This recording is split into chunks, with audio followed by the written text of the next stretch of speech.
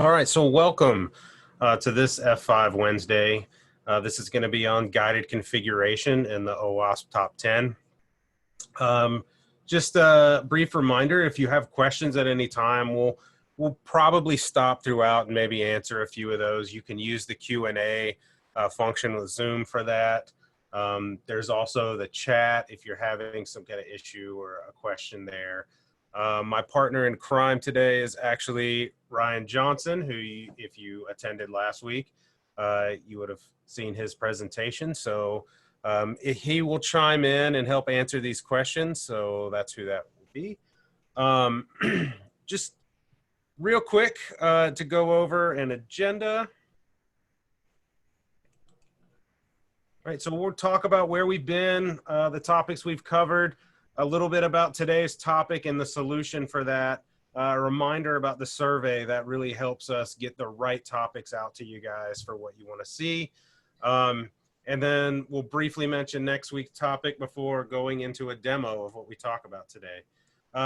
Where we've been, we've talked about Big IQ and AS3, a little bit about automation in the CI/CD pipeline, and then last week we gave a primer on advanced WAF. This week's topic being one of the topics that come out of advanced WAF, this new guided configuration. So my topic is really morphed into, should you be worried about the OWASP Top 10? Is that too simple for you? And, you know, we'll start by what is OWASP, right? The Open Web Application Security Program, right? It's really a group of thinkers that get together and decide what guidance should be out there for application security. So there is a chapter near you, I'm sure. There are chapters throughout the world at this point in meetings where they go over these topics. They also do more than just this top 10, right? There are other lists that they put out and other tools that they put out. So, you know, what is the relevance in 2020? Well, really, some things never change. The list that was put out in 2013 is mostly the same. And some would argue, hey, it's way different. I look at these 10 items and they read completely differently than the 2017 list does. But the reality is that's mostly terminology. Most of the things in 2013 are still incorporated in maybe a more specific or more accepted industry term in the 2017 list. And not a lot has changed. And with a new list coming later this year, hopefully, unless 2020 keeps being 2020 and it gets postponed, I don't expect a lot of changes in that. I don't think many security professionals expect a lot of changes in that. One change that I think may come in that is XML seems to be less and less relevant, with JSON being the more approved use these days, and that's a better way to go in general, right? So I think maybe that XML external entities part of the list may go away because it's not as relevant anymore. Still something you need to secure against, but used less and less. You know, and remember, this is not a standard. The OWASP Top 10 is not something you can be certified in. And if any vendor or anyone is out there saying that, remind them it's guidance, right? In other words, there's no reason for me to secure against XXE if I don't have an XML parser in my app, right? Like what's the point in that? So it's not a hard, fast list of things that you must do, but more guidance of where is a good place to start. You know, the other thing I could do, like I said, they put out tools and documentation and even training classes for people that want to get down to the nitty gritty of protecting their application. And they have mobile top 10s, a new IoT top 10 that's really interesting. If those things fascinate you, then check out their site and look at those lists. Any questions about the OWASP Top 10 before we launch into it? If you don't understand or you want to be pointed in the right direction for that, then please let us know and we're happy to do that. I'd like to know maybe how many of you guys have to deal with OWASP Top 10, you know, mitigations, maybe from like a DHS scan or some kind of internal scan or something like that. If you had to mitigate OWASP top 10, maybe with our product or something else? Is it a concern of yours? Go ahead and ask or answer in the Q&A.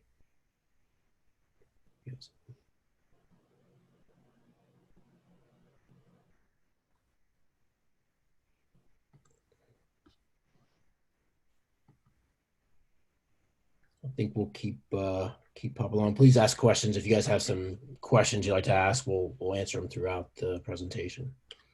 Yeah, so briefly, I want to go over the list. Some people don't have this reiterated to them day in and day out. So we're not going to go in depth to every single thing, but what is the number one thing on the OWASP top 10? And it's injection attacks. And that has been on the OWASP top 10 since the very beginning, and I don't think it will ever leave. It's something that will constantly be a problem. It's the easiest way to see the functionality of WAF, right? If you're not escaping these fields, then it's really easy to append injection attacks and get at data, right? So from F5's perspective, since we're decrypting with the proxy, we can inspect that traffic. We can block specific strings that we see, but also remember from the whitelist point of view, if you predefine parameters, then you don't have to worry about that, right? Only these parameters are accepted in that field. And you're gonna see a lot of that throughout our mitigations for these things. Second on the list, broken authentication, right? If we're not protecting our credentials, then we're going to have a problem there. What we do at F5, again, since we're a proxy, we can do a lot more authentication enforcement and look at the workflow, right? Even use a separate product, Access Policy Manager, to handle those credentials and the authentication piece of it. Right, so next on the list, sensitive data exposure, right? So unintentionally arming attackers with information critical to the execution of a successful breach. This doesn't always start out malicious, but they see what they get at after the request is put in, right? And then that output can be used for something else. So again, being a proxy, we can sanitize that output. Right, so there are lots of ways, including enforcing SSL, that allow us to step in between those two entities and prevent data that shouldn't be sent out from being sent out. A lot of that is just because there's an old application, and sitting something in front of it like a WAF can protect that old application that you can't replace yet. Right. Again, number 4, XML external entities. If you go back a few years, this was a big deal. Lots of applications had XML parsers, and those XML parsers, because XML is not easy to understand, were a lot of times just out there accepting any kind of XML file. So enforcing what type of XML can be uploaded or not allowing uploads at all, just allowing, again, a whitelist of exactly what your application needs is really the best way to mitigate these things. But what we're seeing in the industry is less and less XML and more JSON as time goes on. Yeah, I'd like to add that, as Matt said, the XML capability has been in the product for quite some time. The ability to validate and enforce XML schemas, and more recently, we've added the ability to do JSON as well. But this really lends itself to what we call today as our API security product, which is part of AWAF and an APM.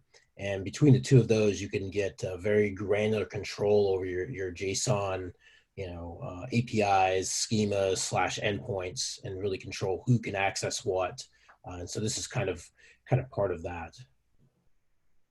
Yeah, thanks, Ryan. Mm-hmm.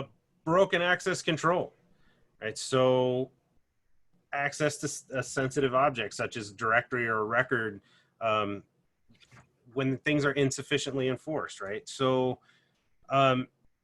again, when you sit a WAF in front of this, right, you're ensuring that site content is accessed by only the user that needs it, right? There's a lots of ways, either through whitelisting or through adding something with your credentials like Access Policy Manager or a third-party product um, that can allow you to validate that.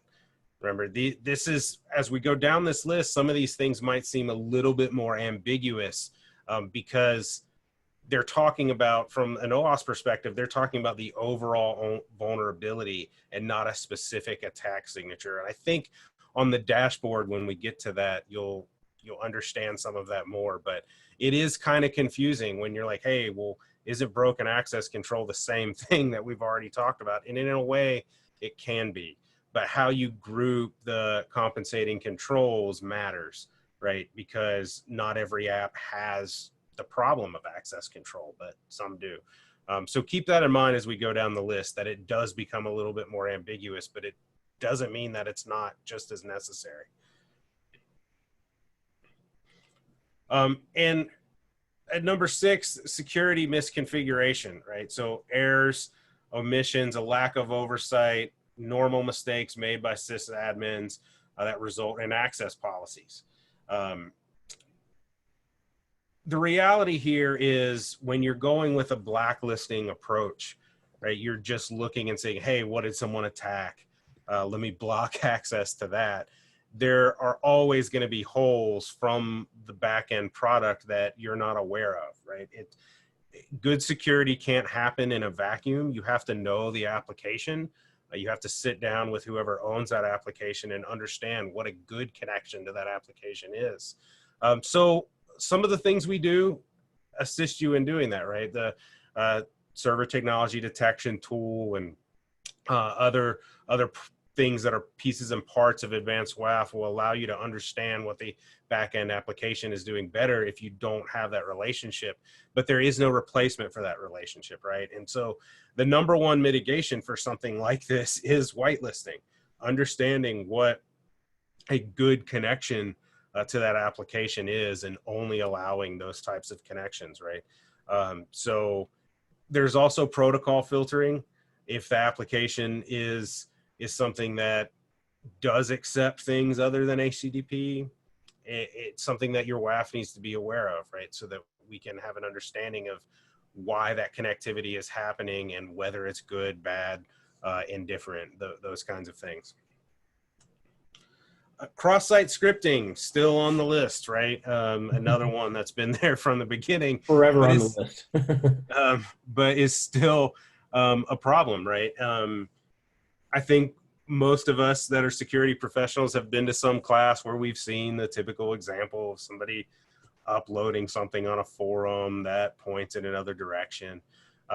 There's a lot of tools to show this out there, right? And there's still tons of apps that are vulnerable.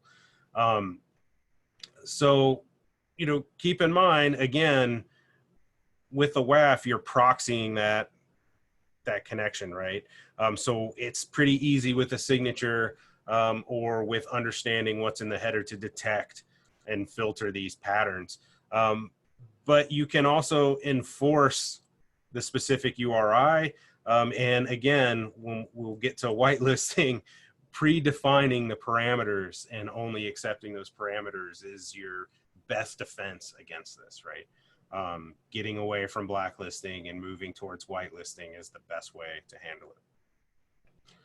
Moving on to number 8, insufficient parsing of serialized data. Really, a lot of times this can be very, very confusing, but when we're allowing in modern apps, we're allowing these data structures to be created on the fly as someone connects and using this serialization process to tie it to that connection. Well, if you have a poorly designed app or you don't have these other security measures in place, it's pretty easy for an attacker to get at that serialized data and understand how it increments and how they can manipulate it, right? So enforcing connectivity that's only through HTTP, validating JSON, again, the biggest thing, as Ryan mentioned earlier, using API protection when you're acting as more of an API gateway for something like serialization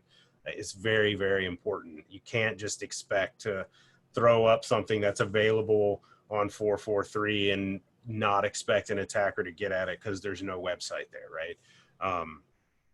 So knowing, again, what parsers you have. Is there an XML parser? Is there a JSON parser on the app? Very important to understand that and to apply your compensating controls accordingly. If you don't know, then sit down with the application team and find out.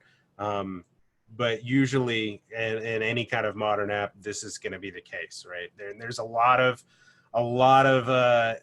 kind of groupthink in security that says stop using serialization. We need to go to an older type of data utilization because this is such a widespread problem and increasing. But I don't know about that. I think that the bigger thing is just understanding whether you have a parser on that application or not. And using components with known vulnerabilities. This seems so simple, yet day in, day out, we run into this. And the reality is, in real life, there's still mainframe applications with front ends out there. There's still stuff that's homegrown that you just have to use to get at a problem. And those types of apps tend to not have the same quality control that a massively deployed third-party app does. But also, you know, there's the human element and we all make mistakes, right? So known vulnerabilities in applications are going to continue to be an issue. And the big thing is making sure that we have effective patch management and that you also have something like a WAF that sits in front of that, right? This is not necessarily protecting a behavior or a bot or any of these things that are great new features that security products do. But sometimes it's just as simple as having that basic compensating control and proxying the connection, being able to use a modern cipher when the cipher on the back end is now something that's vulnerable. Those types of things are why a proxy is important. So keep that in mind. And then 10 is just insufficient logging, right? Having visibility into your application is a really, really, really important. If you don't have that visibility, then how do you even know these things are going on, right? So it's surprising how many times you come across in our industry somebody who maybe even has a WAF, but the logging profile or how they're logging is just not really sufficient to understand whether they're being attacked or not, or what that attack would be. Sometimes it's just a pure problem with not enough man hours, and sometimes it's just a lack of understanding of how to set up logging and what to look at. Some of these things, you know, are not things that can be fixed with a piece of software. They're internal policy things, and that, again, as I said earlier, these items on the OWASP Top 10 become a little more ambiguous the further south you go. But it doesn't mean that they're not important. Logging is absolutely important. I actually think it shouldn't be number 10. It probably should be a lot higher than that, in my opinion. Any questions real quick? One thing I'd make mention of, everyone, is that, you know, if you noticed here that each of these different OWASP Top 10 you know, categories or issues don't always have a single fix for them. There may be multiple fixes, and that's why we've introduced the OWASP Top 10 dashboard, as I mentioned last week, and the OWASP Top 10 compliance guided configuration that allows you to put in place more easily and guide you towards putting these different mechanisms of protection in place. So it may not just be a signature for cross-site scripting. There's multiple ways of dealing with that. And it may not be just a single thing you turn on. It may be multiple things. You'll see that when Matt goes through the walkthrough here. Yeah. So obviously this is a lot, and this is just 10 basic things for guidance, right? And it makes us understand even more so how complex setting up something like a WAF can be. And what's the solution to that? That's kind of where we're going, is how do we mitigate that? And Advanced WAF guided configuration has more than just this in it. So I want to emphasize that. The OWASP Top 10 dashboard is one piece of the puzzle. There's also API protection.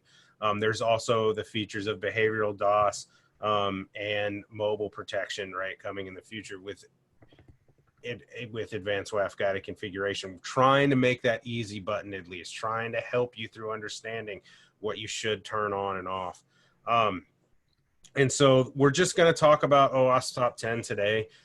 But, you know, the challenge here is understanding what you have to report and what you have to do to have a better security posture just because you bought this WAF and you turned it on.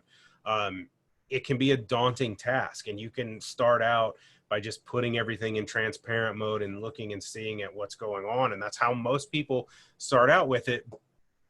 But it's really hard to get to that hump of actually mitigating something at that point, right?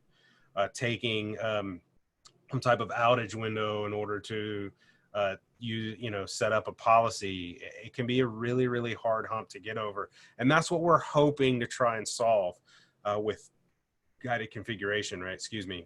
We're trying to get you to a place where it's more of an easy button, more of an easy way to understand how this affects your application and how these mitigations are, what the importance of them is, and also getting rid of some of the fluff, right? I mentioned earlier, you got to understand what your application has. I mean, on the screen right now, you see XML external entities. Well, does your application even have an XML parser? And that's something that we need to know as security professionals so that we don't waste compute cycles and we don't, waste the availability of the product just purely on something that we're speculating. Sit down with the application team and find out, or do something to analyze the application, right? So, new dashboard, it's specifically dedicated to the OWASP Top 10 compliance. There's a couple screenshots there over to the side. Basically, it gives you a percentage of how many things that we have in the Advanced WAF product you have implemented that cover that segment of the OWASP Top 10. And I'll show you this in a demo shortly, but it does work both ways. So keep in mind, if you're not using this dashboard at first, but you did create that policy through the new guided config, you can jump in, look at the dashboard, and it'll already be updated for you, right? So those settings go both ways. If you're just using a typical learning and blocking settings with our WAF, it's going to update this as well. If you update things in the dashboard, it's going to update learning and blocking settings. So keep that in mind. It's really creating a new way to even manage things, and we'll show you that. I think it allows you to improve the amount of coverage you have when somebody comes to you as a security professional and says, "Hey, I just read this article about the OWASP Top 10 or the 2020 OWASP Top 10. Are we covered for these things? This scared me," right? It allows you to be able to show them, yeah, this is what we're doing already, right? It may not be anything different than you were doing before, but now the dashboard shows you that. So with guided configuration, right, just if you've used guided configuration in any of our other products, you're going to get kind of a visual cue as to what exactly is going on, what is creating. And it works similar, if you're familiar at all, to the IAPS, in that you're building a config and then you're deploying that config. It can take a while if it's very complex, you're doing a lot and you have a lot of objects to deploy. So don't ever worry about that. If it's spinning, it is working. So this is some of what you'll see. This OWASP Top 10 compliance dashboard is actually per security policy. So it's not an over-encompassing thing for your security policies as a whole, but for each individual security policy. And that's very important because every application is different. And then when you drill down into each element, right, you're going to see these types of attack signatures, and you're going to see what has already been enabled, what is in blocking, what is in staging. Those are what those three numbers correspond to, right? And you can see the checkbox off to the right-hand side. And that's a simple way for you just to go ahead and enable everything. So, you know, obviously, if you're saying true compliance, remember there's no standard for OWASP, it's guidance, but you can get to 100%, and that means that 100% of the mitigations, the compensating controls that we have in our WAF for that item are now implemented on your WAF, right? You don't necessarily have to be at 100% to be protected. So keep in mind, 100% doesn't certify anything. It just tells you that 100% of what's available to you is in use. And that will adjust, right? So if we get a new attack signature file that adds something, you might see this go down to 98%. And it's because there's something new, and your staging settings may have that put in staging right now and not actually enforced. So keep that in mind. And then lastly, I wanted to go over the fact that this is part of Advanced WAF, which is one of the methods of deploying something like this that we have at F5. But if OWASP Top 10 is something that you're really worried about and you can't self-manage on-prem or in the cloud, a WAF, there are other options, right? There's our managed service through Silverline, which has a managed WAF, and you can simply state that, you know, that I'm really worried about the OWASP Top 10, and that managed WAF service can handle that for you.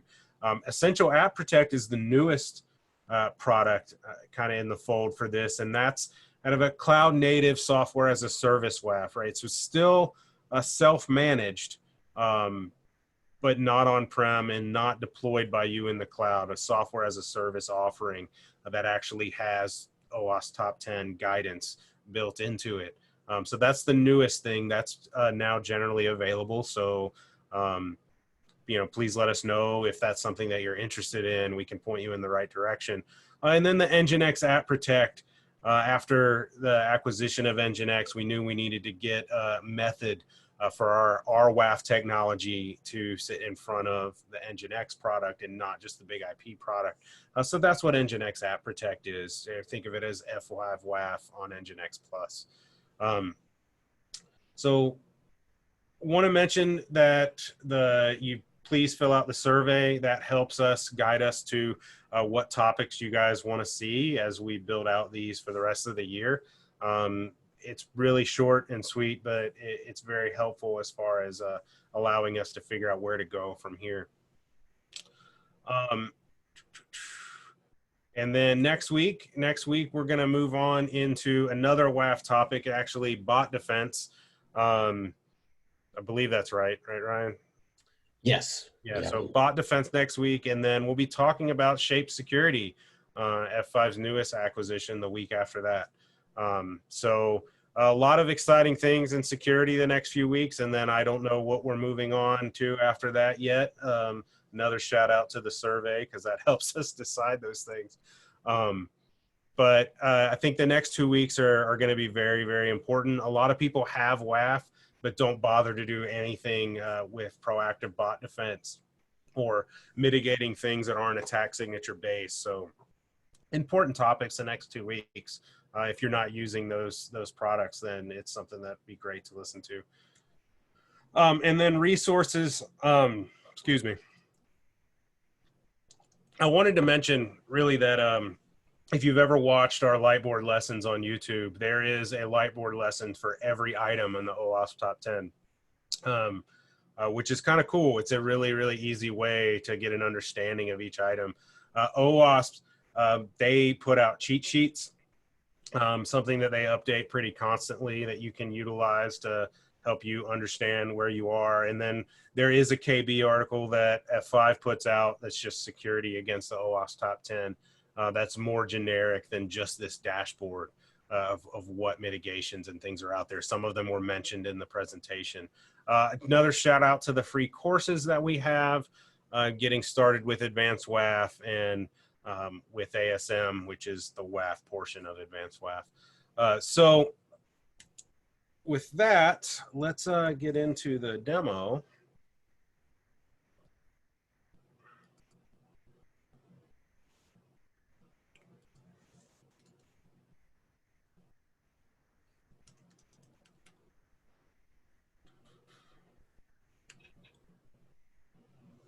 And I'll make mention, everyone, as I talked about last week, is the fact that this guided configuration and all guided configurations within ASM/Advanced WAF do require the Advanced WAF license. So if you're not seeing this, it does require the Advanced WAF license. If you are interested in getting a evaluation of it, fill out the survey and ask to be contacted, or contact your account team, and we'll be happy to talk further about it with the account team, or get you an eval license.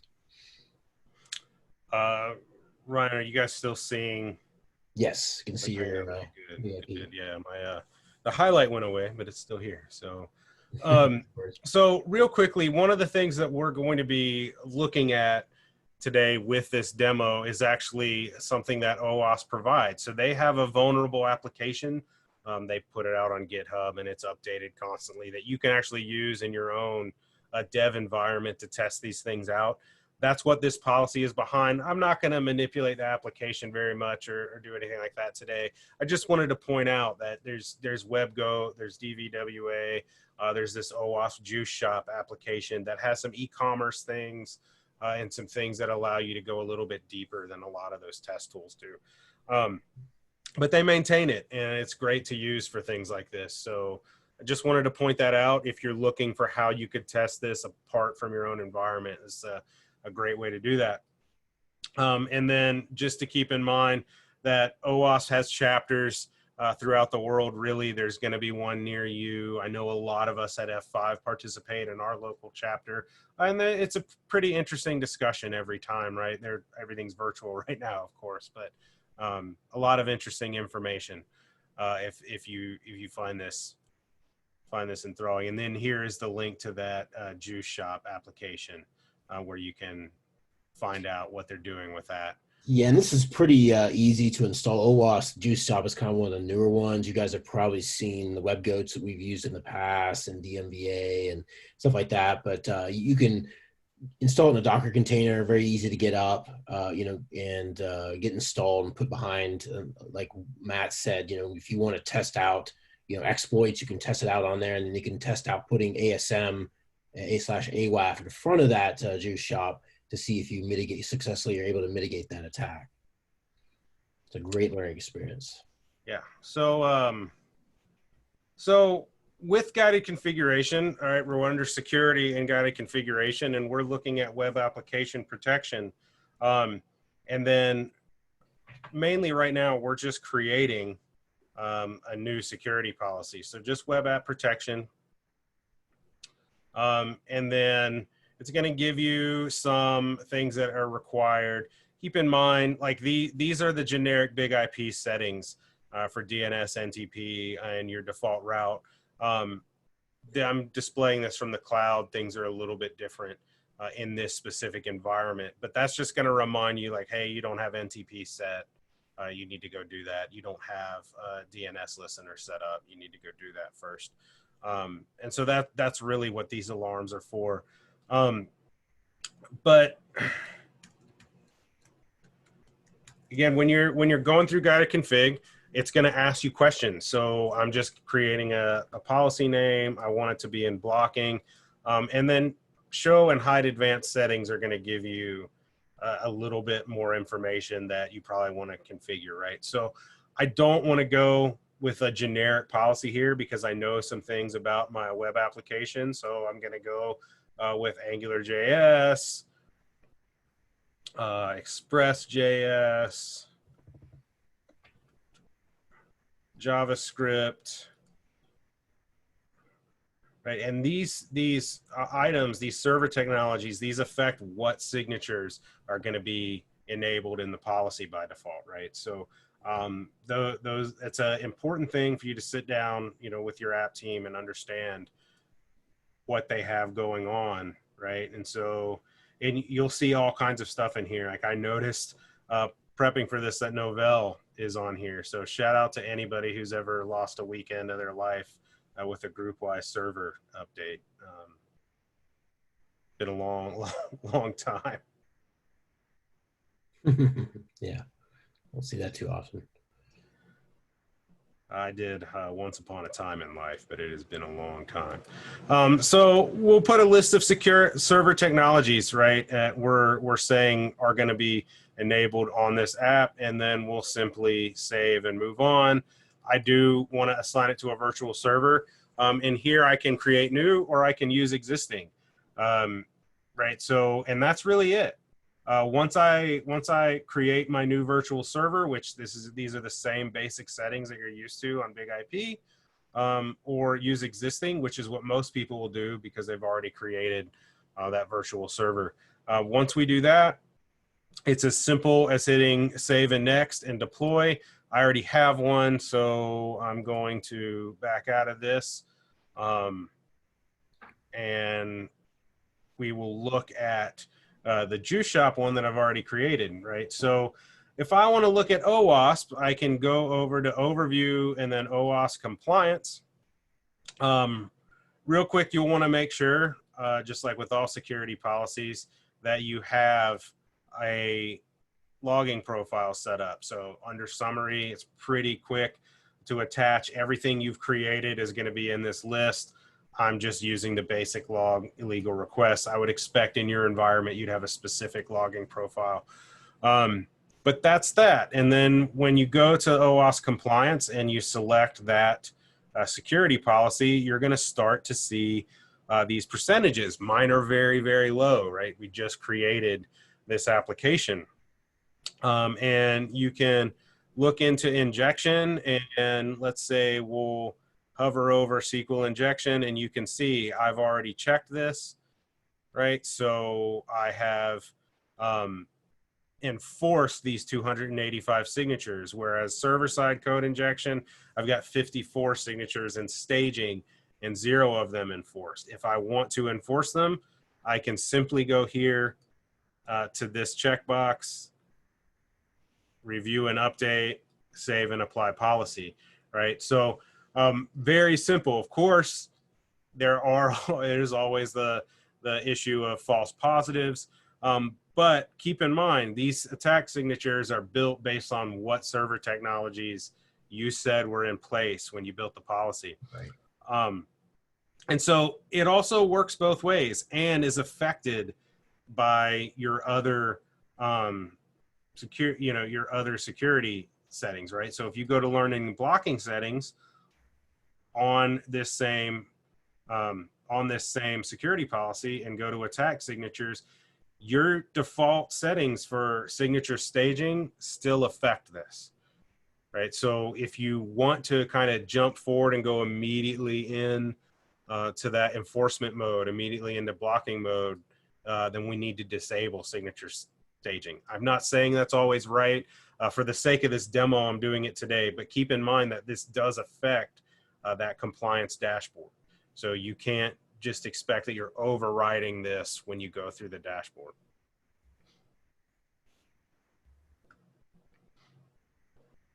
All right, so we've saved, and now we're going to apply those changes just like you typically would. And then we will go back to the OWASP dashboard, and we're going to notice some changes, right? So because we jumped forward and now we're out of staging for all these enabled signatures, you can see a lot more has taken place on the dashboard. Any questions with that?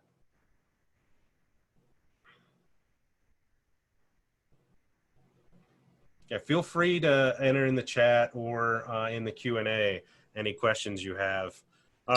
If there's anything you guys would like to see in particular, maybe a particular OWASP category that you're looking to mitigate.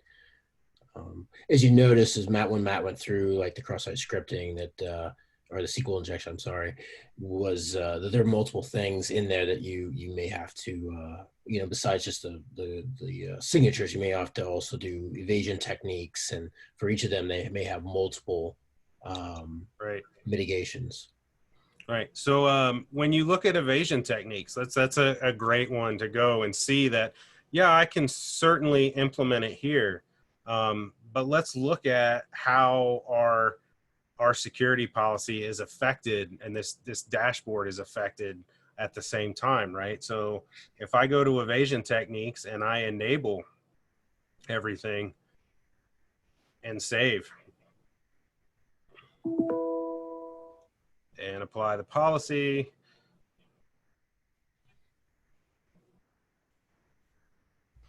right, I can go back to the OWASP compliance dashboard and look at injection now, right? So this dashboard is going to show me the current status of my policy, whether I'm using the dashboard to implement it or not. And that's an important distinction that I think can trip people up, is that this is giving me a current state, right? It's not a typical management tool in that I'm walking into this and this is kept as a source of truth that I could then push to the policy. This is always showing me the current state of affairs with my policy. And so I think that's probably the most kind of an important distinction with it. Obviously, there are certain things that are not necessarily, right, not necessarily going to be mitigated through an attack signature. And I wanted to show that as well, right? So when we look at insufficient logging, and I'm like, okay, well, I have a logging all request, but right, I'm also not sending these logs to a SIM or any other kind of remote logging, and it's going to want me to do that to actually get a 100% on that dashboard. So a question of what are the number designations, right? So great question. We'll go over that. You can mouse over them and you'll see that it's staging / enforced / total signatures, right? So it's telling me what's in staging, what is enforced, and what are the total, what is the total number of signatures that we are saying, you know, go with the OWASP top 10 compliance item in that row. So when you check the box, right, and just enforce everything, it moves everything into enforcement. And I'm sorry, it looks like I might have lost my AWS connection there. But any other questions real quick while we're waiting on this? Yeah, we do have another one that came in Q&A asking to see the deserialization once the big IP connection comes back, I guess. And Martin's also got another question, maybe as we're waiting on the big IP to come back, is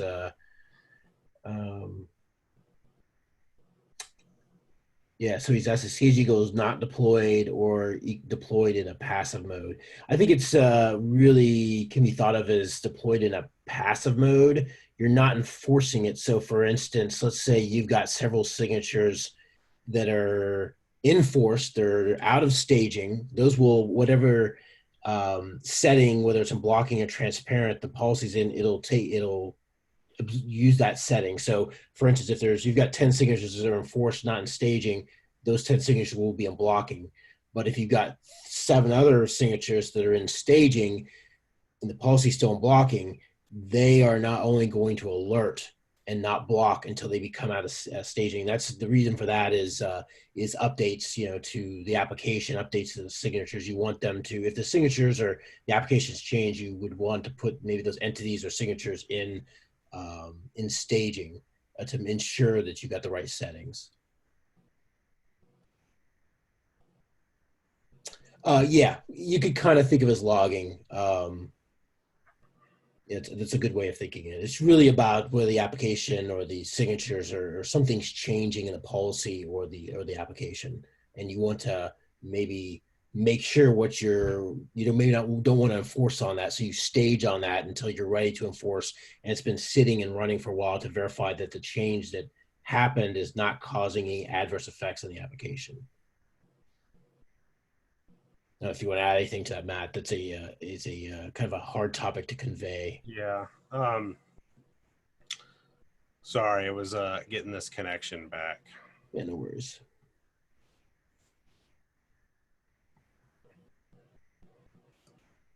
Matt warned me earlier that he had some issues with the cloud connection, so it looks like we've. Yeah, so we are back. Let me go back into sharing. Hold on a second.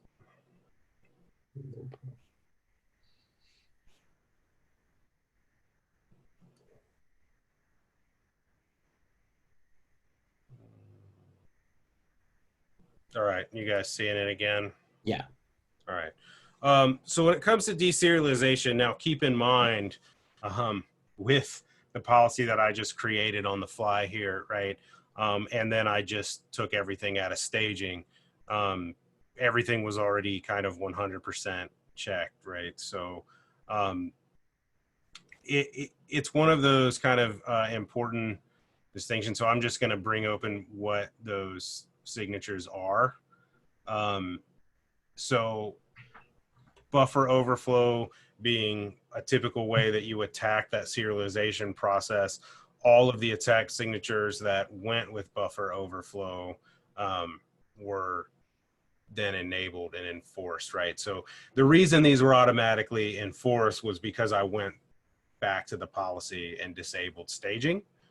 So that's why it's already at 100%. But these are the things that are available for um, that item on the OWASP top 10, right? So it's not the perfect end all be all, but this is how our WAF applies to that. So command execution, you're going to find that in several of these lists, right? And then the same thing, those signatures,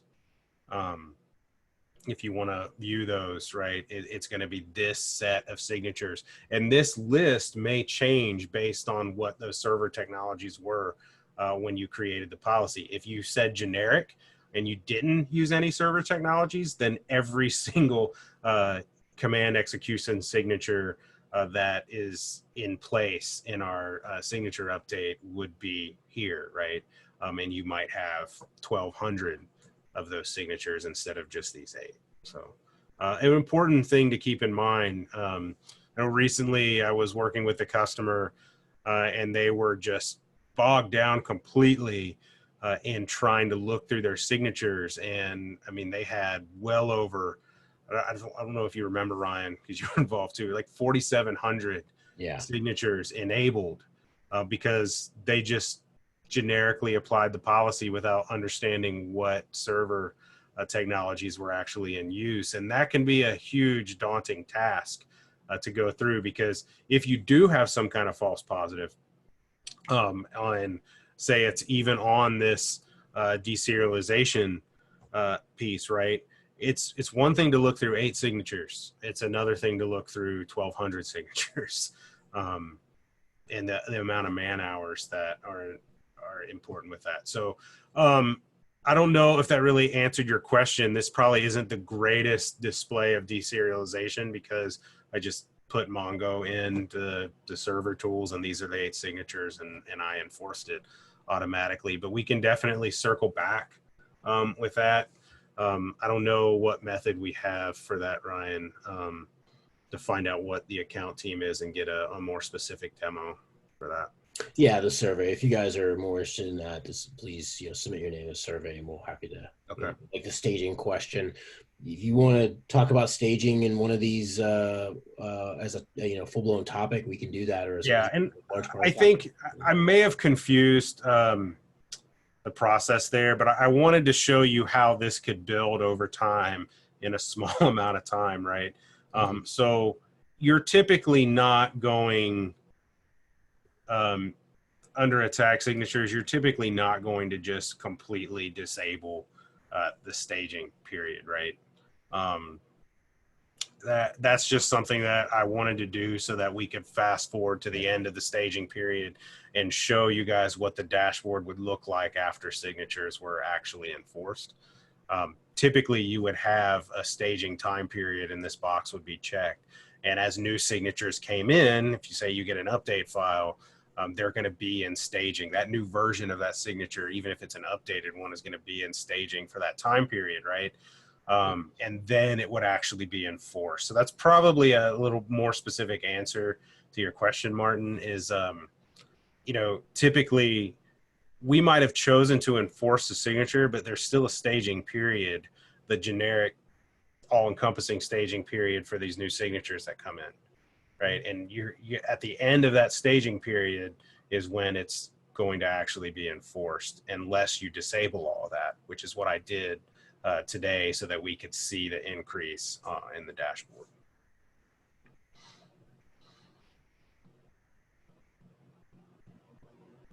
So that is brings us to the end of the demo. That's really what I had. Are there any other questions real quick before we bid you adieu and wish you well?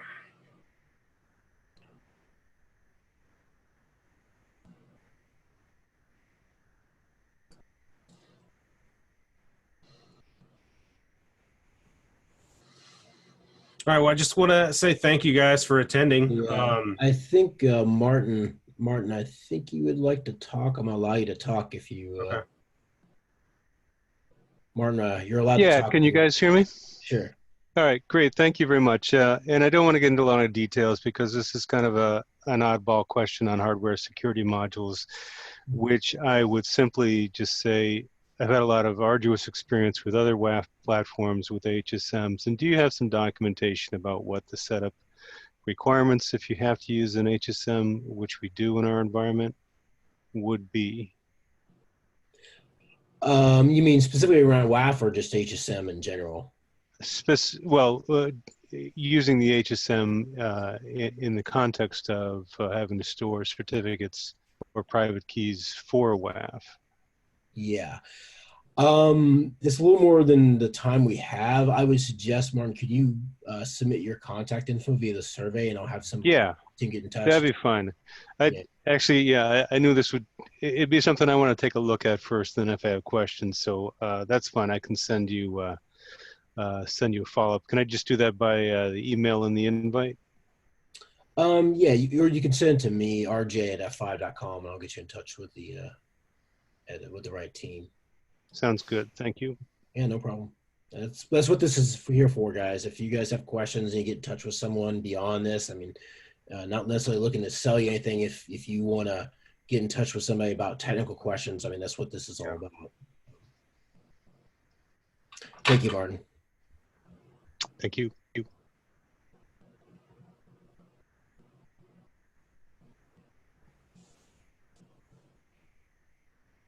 All right, I don't think we have anyone else. Okay.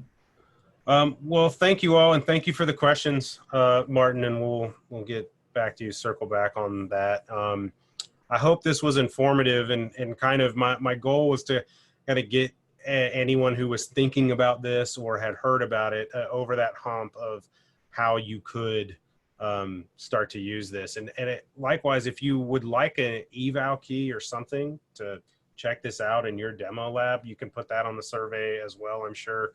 And we can get your account team to get that set up for you so you can start taking a look at it. I think the biggest thing that we're trying to do right now is kind of demystify how hard it is to get started with WAF. All of our classes are geared towards that. Our agility labs were geared towards that. And be on the lookout for other things coming out. I know the agility labs are going to come back over the rest of the year. I know my lab specifically, which is another WAF lab, it will be running again in October, and those are free and open to the public to sign up for. So a little bit more hands-on with those. There is an OWASP Top 10 lab as well. That is a really deep kind of viewpoint into this dashboard and using the dashboard in your environment. So that lab is out there as well.